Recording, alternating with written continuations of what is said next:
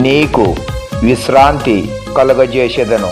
నిర్గమకాండము 33వ అధ్యాయము 14వ వచనము. Praise the lord.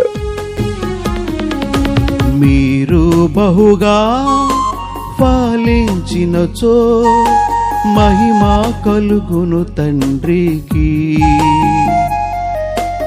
ఈ రీతిగా ఫలించినచో శిష్యులై ఉండేదరు. నీరు కట్టిన కోటవలే నీటి ఊటవలే నుండేదరు. నీరు కట్టిన తోటవలే నీటి ఊటవలే నుండేదరు. క్షమములో తృప్తినిచ్చి క్షేమముగా మిమ్ము నడిపించును.